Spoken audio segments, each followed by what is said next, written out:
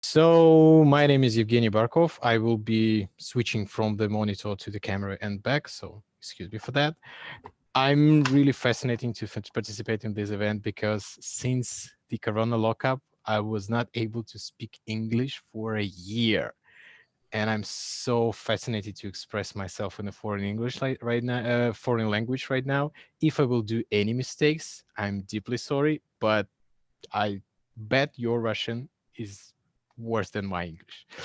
Okay, so today I'm going to present you the system, the digital voting system based on the blockchain. That will be not a selling sort of presentation, not the marketing stuff. I just want to share with you our insights and the technology that we used in order to build the digital voting system.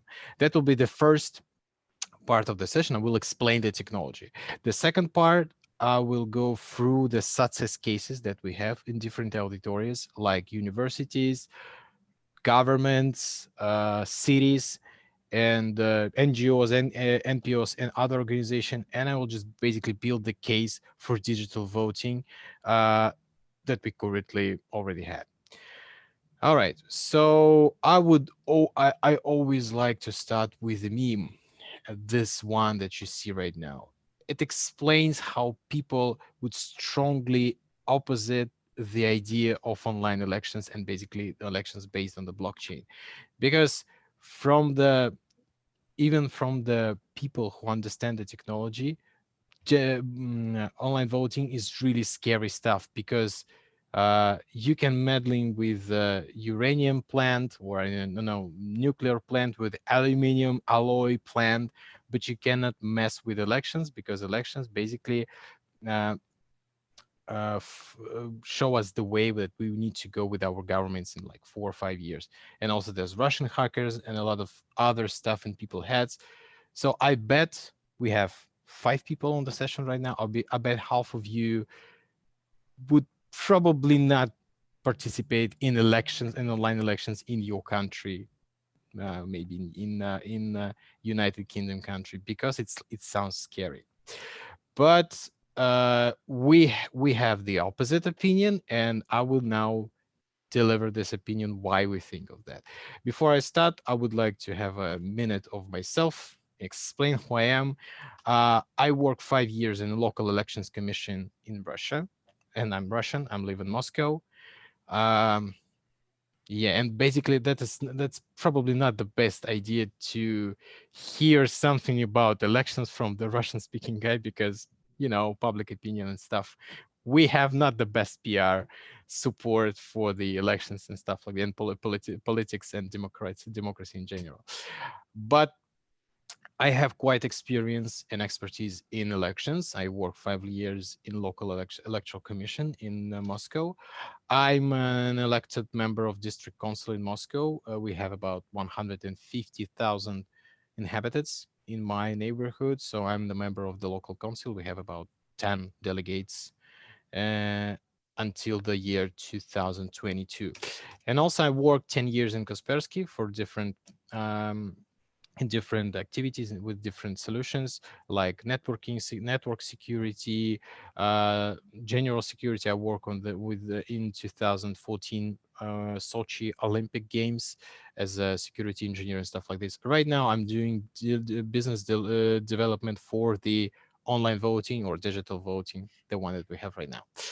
Okay, that's all about me. Now I would like to talk about the political scene, global political scene, and primarily I would like to speak about elections around the globe. And I would like to start with this image. This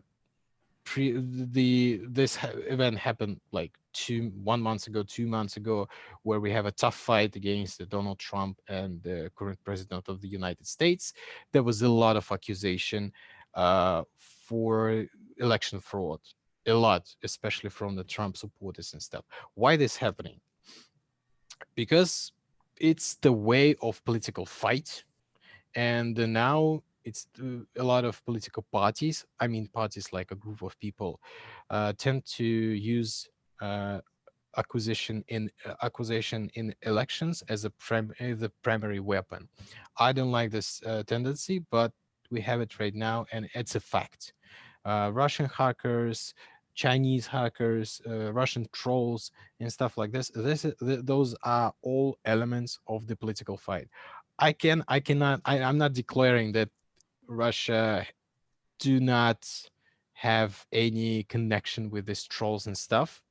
I probably will let this to decide the specialists in United States Secret Service and stuff like this. But this is the fact that election meddling is number one topic for political fight in United States and other countries. Secondly, we have a degradation of election institute.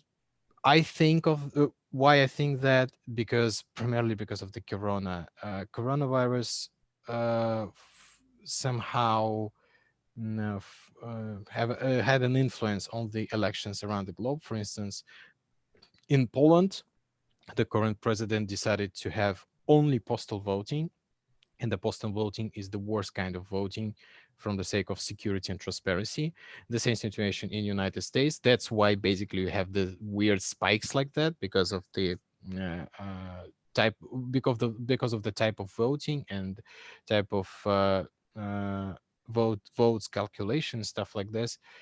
So right now votings around the globe, they less transparent and less secure. This is how I think of that. And finally, the lack of trust to governments all around the globe. It's not the problem of the today. It's not today's problem. I'm sorry. We have this, the lack of trust building across 10, 20, 30 years, primarily in Europe, because people see that the socialist always in power.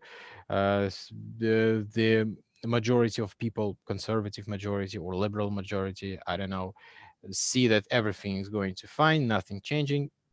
Basically, I don't think that I need to participate in politics, because everything is still fine. Nothing happened. No nothing special happening in politics. No any fight. There's no any fight and stuff like this. So people, mostly in Europe, decide to distance from the politics for uh, last 10, 20 years. Uh, Also, I would like to direct your attention to Russia, where we have the awful situation with elections. First of all the opposition candidates banned from any elections higher than the local one. I'm the local representative. I won the local elections, but if I would like to go to the Moscow parliament, I'm banned from it. I haven't got any chance to fight with the uh, party in power. Also, we have total falsification of all elections, and I have a graphic right here, the graph right here. This is the referendum of this 2020, where Vladimir Putin decided to stay in charge for the next 16 years. And you can see this graph shows us this giant spike of falsificate votes. Normal graph look really slope, so it should look like this. And on the other picture, it's just, it should look like comet. So here's the comet and here's the tail. Everything that you see here, everything that you see here is a giant falsification. And this is the tendency we have since 2000. This is the politics right now in Russia. And that leads to autocracy, the one that we have right now. So it's quite sad. But those tendencies let our company to decide to go to this market, to market of online elections. And we Kaspersky is a giant corporation. We have 5,000 employees, I think, and millions, hundreds of millions revenue, up to billion revenue. So we have a lot of money, and we have an expertise in cybersecurity. And our chief chief officer, I might say, Eugene Kaspersky himself.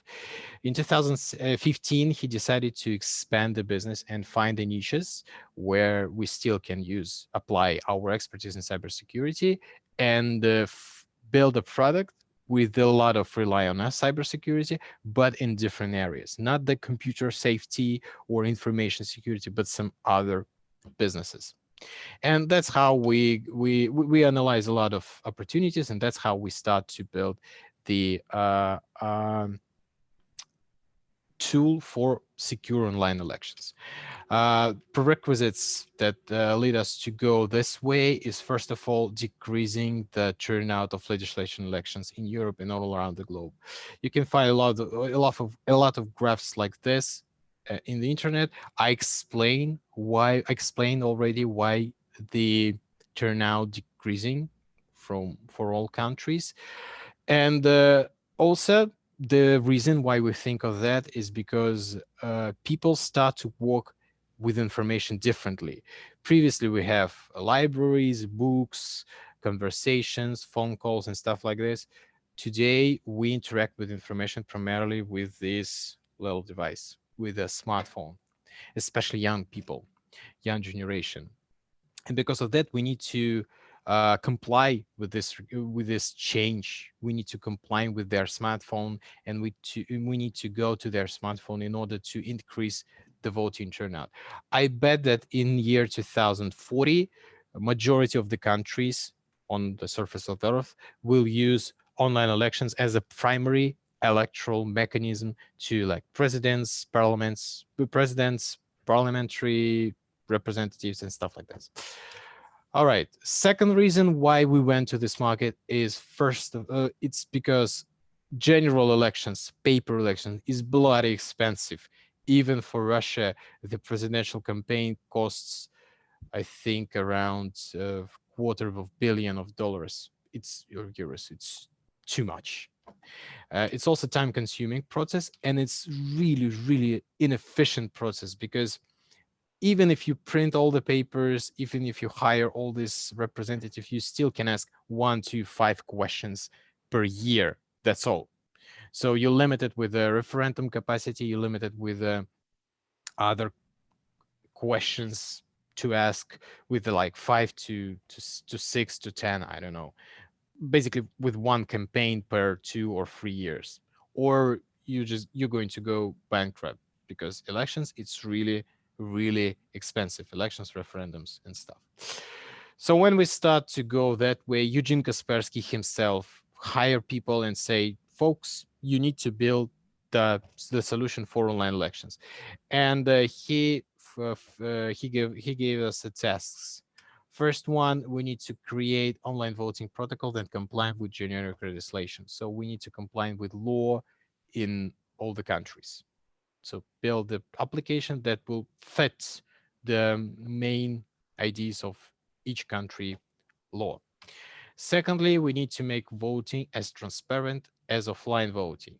And offline procedure, if you ever try to study to learn elections, offline voting is very transparent, and you can check whatever vote, whatever precinct you have, how the voting is going. You can be observer or scrutineer, another word for that. So it's quite transparent. And third one, make online voting as secure as the offline voting. Before 2015, there were a lot of pilots, tryouts of online elections around the globe, primarily in the United States and Europe. And most of them failed because of two things: lack of transparency or lack of security. Primarily lack of security. They were hacked. So we the task was to not let to hack the application after the release. That was three tasks to accomplish.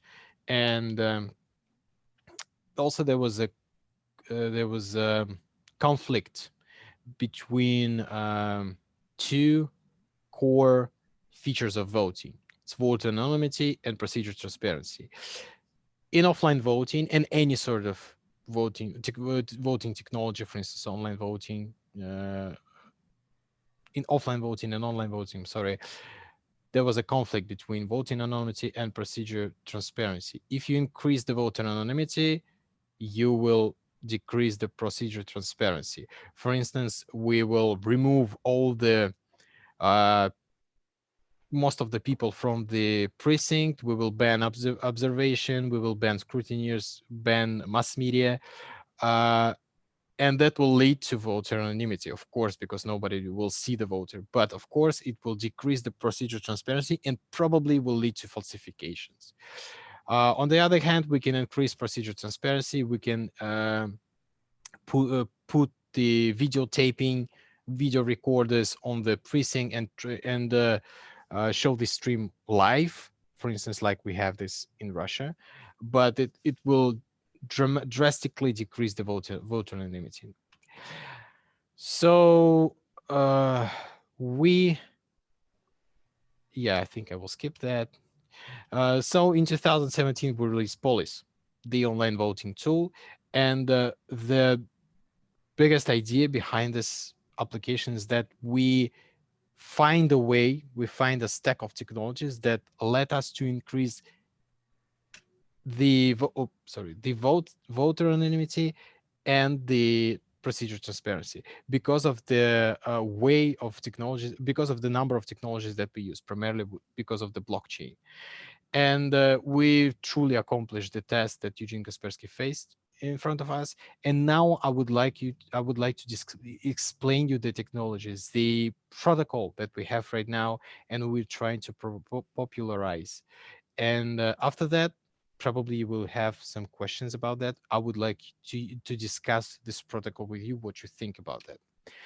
So the core technologies that we use, the core inside the application is the blockchain himself. I don't think that I need to explain the blockchain, why it's so great for elections. The only thing that I would like to say is that blockchain it's the distributed storage of information. Basically, it's database, but it's distributed, and you can change information in one particular way, piece of information, in one particular place. There are a lot of copies of this information located in different uh, places. So in order to meddling with election, in order to change the election data, you need to go in every single place and change the information accordingly. The second one is blockchain. The blockchain is basically chain of blocks. Each block contain information, and you cannot change a piece of information in this block without just bursting the whole chain. So in order to change the information in this block, you need to create additional chains in future. For instance, if you will change the information here, those two blocks will be, the chain uh, will be damaged and these blocks will be lost. This piece of information will be lost. Those two advantages of blockchain, perfect to use it in elections. And also, for instance, finance transactions with the blockchain, they get much more security comparing with traditional finance transaction, bank transaction, stuff like this. So we took a blockchain, we use it to store votes and do the software automation to count votes. And the first value that we introduce in our applications that we invite a lot of people to participate in this blockchain network. So this blockchain just doesn't locate in the Central Election Commission building or on the chairman of the Central Election Commission uh, computer. No, it's spread across a lot of people. For instance, political parties, candidates, media, television, opinion leaders, NGOs, and stuff like this. So a lot of people hold the piece of the information, or hold the piece or the copy of the blockchain on their computers, and because of that, the storage become distributed.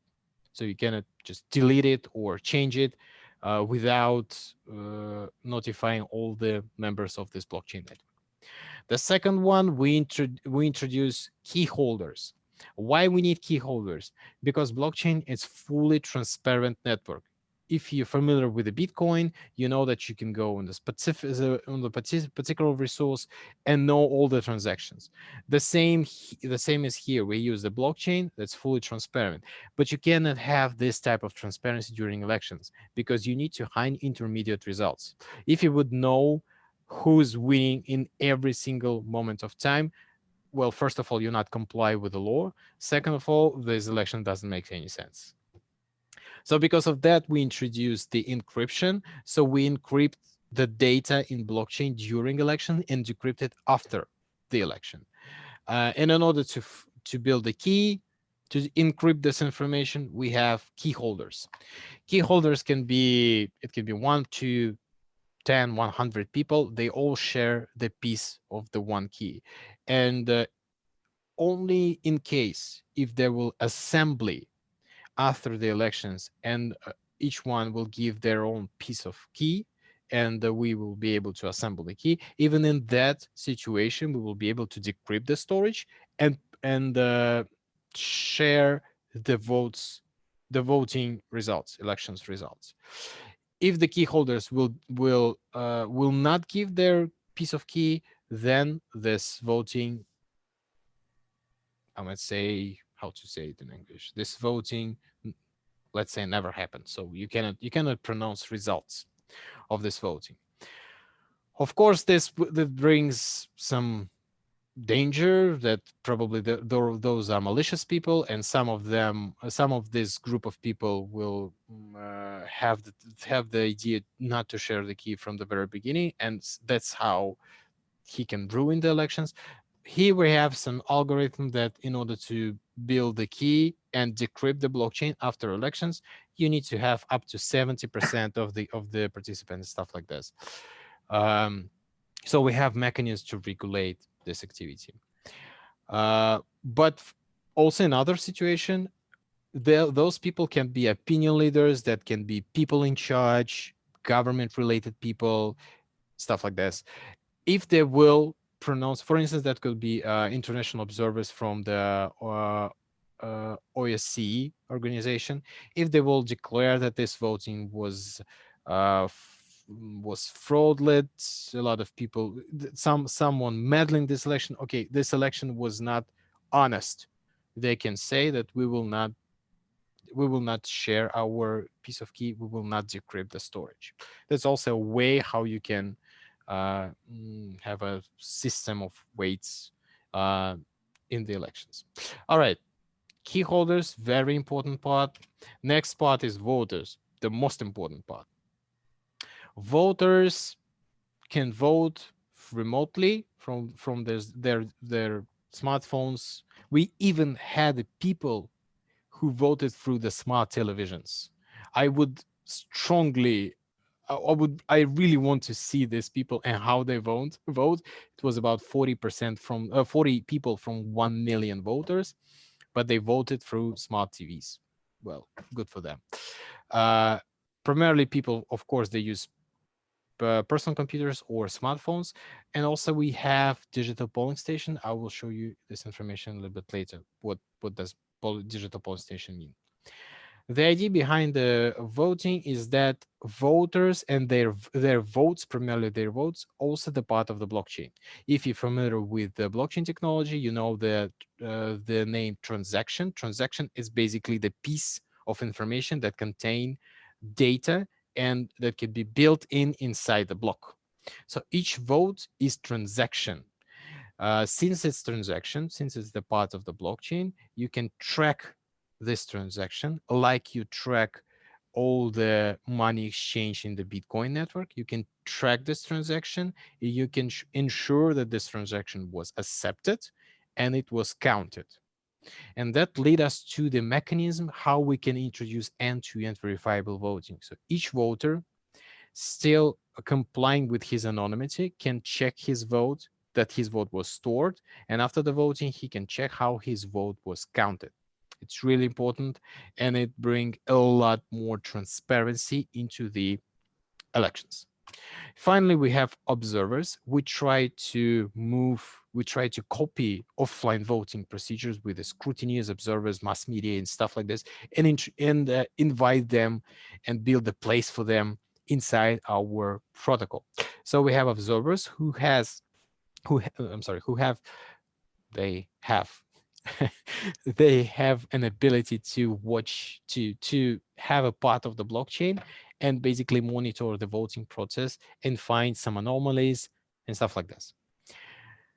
So all these folks provide us this process: voting organizers setting up the votes, people voting, votes stored inside the blockchain, observers observing, key holders decrypt the voting, the blockchain storage after the voting, after the vote elections, end of elections. Then votes decrypted automatically because we have some sort of software automation built in the blockchain, particular algorithm that will be applied on the particular time, and you cannot change how this algorithm will be operated because this algorithm also written into the blockchain in the very first blocks. So you cannot meddling with this algorithm. You cannot change the information inside this algorithm. So the votes count automatically and then published online. Okay, let's take a look on the every single piece of this scheme. The blockchain contains encrypted votes from all sources, conceal intermediate results, as I said previously. Okay, it's also store anonymous votes that do not have any connection with the voter. So we comply with anonymity. If you remember previously, I said that we have two main characteristics of the voting. It's the anonymity level and the transparency level. So we comply with both, with anonymity and the transparency because of the blockchain. So we store anonymous votes with no connection to the voter, and the blockchain distributed among different parties, so you cannot change votes during elections. It's basically impossible. Secondly, key holders. Nice. Okay. Key holders decrypt the blockchain after the voting, declare the election valid with their sharing their piece of key, and store anonymous votes that do not have any connection with the voter. That's basically the previous statement. Observers, they follow the voting process with their particular interface. They participate in the blockchain network, so they receive the copy of all votes, and they can do independent result calculations. After the voting, they have a copy of the blockchain. They can do their own calculation procedure, and they can be sure that the officials counted votes uh, as they have according to the procedure. All right. Finally, organizer. I didn't mention him. What's the brilliance of this protocol, this distributed protocol? Now organizer he does not have all the power over the elections. For instance, in offline election, organizer is your god. He declared the procedure, he organized the elections, he hired people, he provide all the legislative and the recommendations and stuff like this. So he is your god, and he basically pronounce results. Right now, organizer is just a technical role. He do the paperwork, he announce results, and he comply with regulations, but do not publish them. He cannot change the procedure once the procedure was announced. Okay, voters can vote from any device using the web browser. So we have the web application, can check the record of their vote during the elections. This is the end-to-end verifiable voting, and can check how their vote was counted after the elections. Uh, and basically that's all. That's the whole protocol. We have this protocol explained, and blockchain elections, blockchain applications, again going to be, they're now more and more popular across the different countries. Like for instance, Switzerland recently adopted the blockchain election procedure. It looked quite the same to ours because this is the only way to go with the encryption and stuff like this. So we share the same technologies um, with Switzerland regulations, Switzerland people in charge. So our protocol is quite the same, and it's the only way to go. Okay, another thing which I would like to mention here, since we operate in the same environment, I mean, the protocol operates in the same environment, it doesn't matter how you cast the votes, with your own smartphone on or on the polling station. So we decided to introduce the piece of equipment as well. We introduced the digital polling station. We have here the casted ballot printer. So basically this printer listens to blockchain, receive information, decrypt the vote on the fly, and print it inside this ballot box.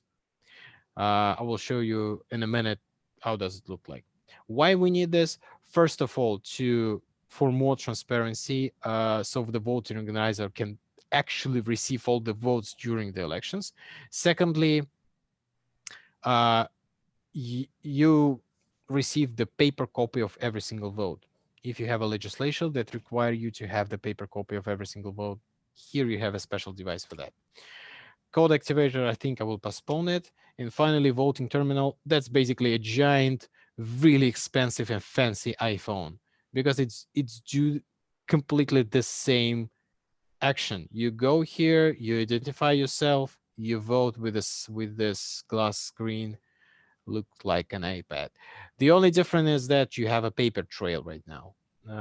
Paper trail is really important for elections, because this is the only way how you can guarantee to the person that his vote will be stored as it should be. Of course, blockchain gives us another form of the paper trail. As I said, the end-to-end verifiable voting undermine that you can check your vote anytime. For that reason, we have also the paper trail. But this is like an old-fashioned technology, and a lot of governments require you to have a paper trail of the voting machines, inside the voting machines. So we never use this digital polling station live, because our government decided to get rid of the all the equipment, and we was not able to um, force them to use those equipment. We still have paper elections, but we apply those printers during online elections. So here you can see we had a referendum, as I mentioned, referendum on the Vladimir Putin next 16 years in charge. And those printers, there were about 200 of them. They printed every single online vote to this ballot box. And this is a great transparency tool, especially for commissioners, because otherwise the commissioners will sit for I don't know how many, 12 hours and wait. And after that, they will just receive the printed protocol. That's not the best way to work with commissioners. So that's why we gave them task to monitor these printers. And basically, after the elections, they can count every single vote manually and comply with the results provided by the blockchain. All right, here's the procedure. And I have a questions. Do you see any weak spots? But we have 4 attendees, and I hope I will receive any questions. I will start to, some sort of explanation. But if you see any weak spots, if you information technology professional, or maybe work with the blockchain, I really want to hear your opinion. From my perspective, weak spot is the voter, because you need to explain the voter why it's secure. Primarily because of the unsuccessful pilots and tests. A lot of people, even the one that work in technology sphere in IT, they still do not trust online voting, because online voting is scary. The second problem is I don't want to offend anyone, but the fact is that elderly people tend to be not so comfortable with technologies than young generation, or I don't know, people my age, and I'm 33. So this is a second problem. They used to vote with the paper for all their life, and maybe it's the big problem for them to migrate from paper to online technologies. All right, no questions so far. All right, the biggest weak spot here is the identification. You, as a government, need to identify every single voter, and you, as a government, have a monopoly to identify every single voter. And if your government is like our government, then this is the giant hole to to I don't know, mess with this process, because you can generate a lot of fake identities. You can force dead people to rise and go and vote online.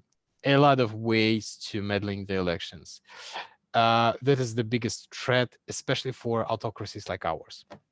Yeah, But really, I was going to step in at this point with a question for you. You're asking about weak spots, and first of all, thank you. That was a fabulous presentation. all right. Super informative. Really, really enjoyed that.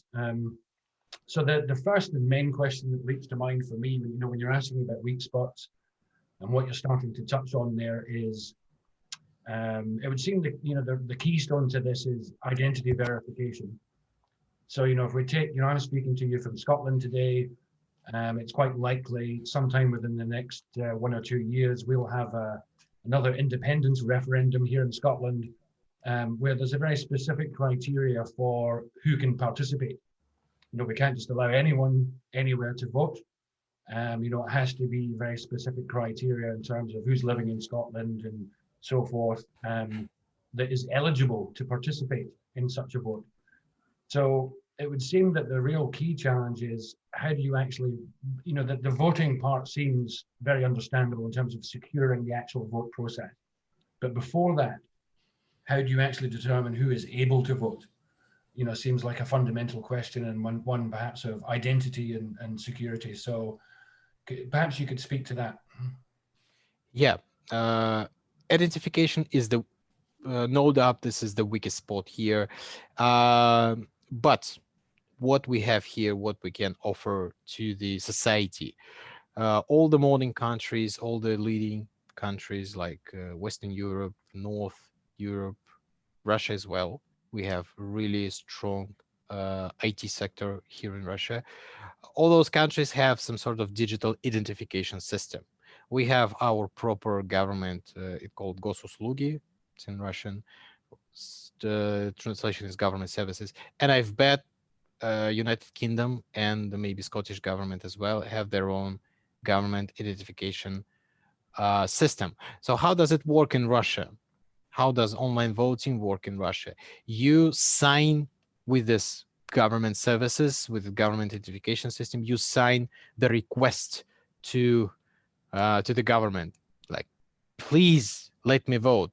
Here's the reason why I can vote. Of course, it's happened automatically. So this information system, the government information system, gather information about you, store it inside this request, and then you send it to the government, and government automatically approve or disapprove this request. And this model works fine from my perspective, because we hold 3 online elections campaign, one in 2019, two in 2020. The biggest one was with the referendum, with the Putin referendum, uh, the last summer. And they all work with this sort of request to vote. And by the way, when you request to vote online and when your request is approved, you automatically removed from the local polling station. So if you will decide to go and vote offline, you will not be able to, because you will sign off from the book of the voters. So this work fine. I mean, the request system. So digital identification plus request, this is the way to go in order to identify the active voter right to every single voter.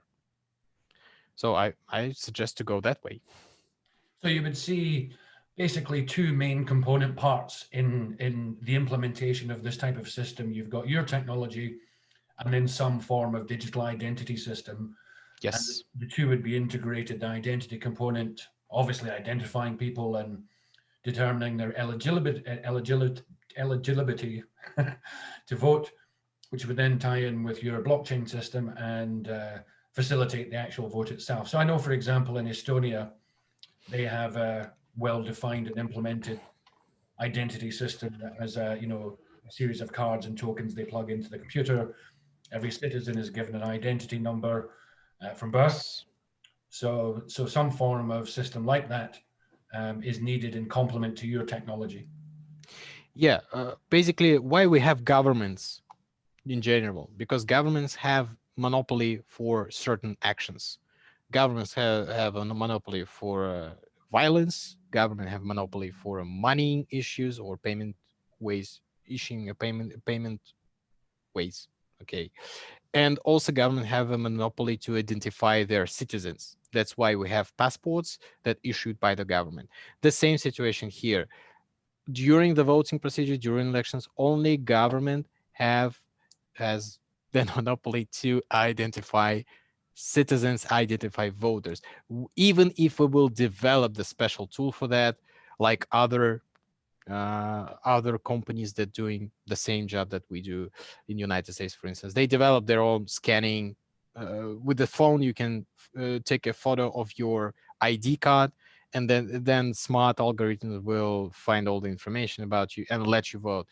I don't think that this is possible even in any country at all, because government has a monopoly to identify their citizens. That's the whole story. Okay, yeah, perfect. I understand that completely. So we're almost out of time, so I'll ask one last question to wrap us up today. Looking at the big picture, you described a very interesting stat early in the session where you believed this type of approach will be mainstream and widespread by 2040, across the whole world. Uh, Yes. but yet at the same time, what's painfully ironic that you described is, you're a company in Russia that's pioneering, this technology, but you're surrounded by a democracy, that has challenges, that you described in terms of, how democracy actually works. And you presume there's a resistance, therefore, to change.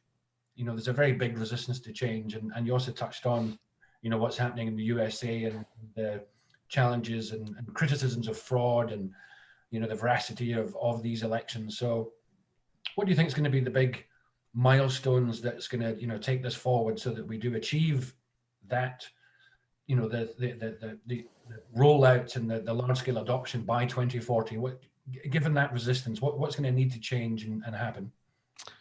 Thank you. That's really interesting question that forced me to think, and not a lot of things around me forced me to think. Okay, so my opinion here is uh, uh, governments, especially like I'm speaking about working democracies like Western Europe, maybe Eastern Europe, United States, like the governments, the true democratic governments, not ours, not former USSR countries. So it's all the wins, I might say, the society wins for the last decade, like LGBT rights, handicapped people rights, and stuff like this. All these wins were achieved by the public campaigns, and public campaigns mostly led by the NGOs, NPOs, and political parties. And I believe that we have the same situation right here. When the PR campaign or the promotion of the online voting will be done the same way, like LGBT rights promotion. There will be an NPO, NGO, or the political party who will take this flag and share the information and force the people in charge, politicians, prime ministers, etc., to find a new regulation, new legislative that will allow this process and basically establish the process of the evaluating the technologies and find the best way. We see this. We see this. How does it work in Switzerland? the one that I mentioned. They have a lot of public talks about how they can enhance their uh, thing with referendums, how they can do more referendums and enclose more people, enclose in the referendums more more young people, because we better know the opinion of young, because they have to live in the circumstances that will be introduced by the referendum. So this will be just a general political activity led by NGOs, NPOs, uh, nothing special, no revolutions, no, I don't know, aggressive campaigns. Just in general, new people will come to the political scene, and they will introduce online voting to everybody, and really, really soon.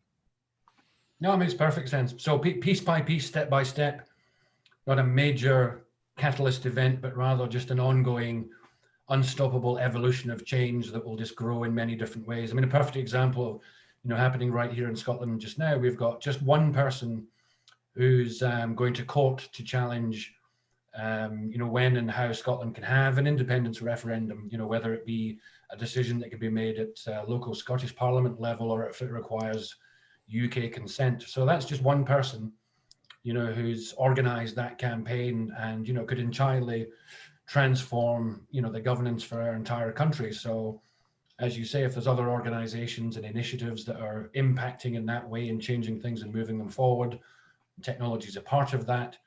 It'll just be an unstoppable force that will continue to grow, and we'll just continue to adopt it and change how we do things.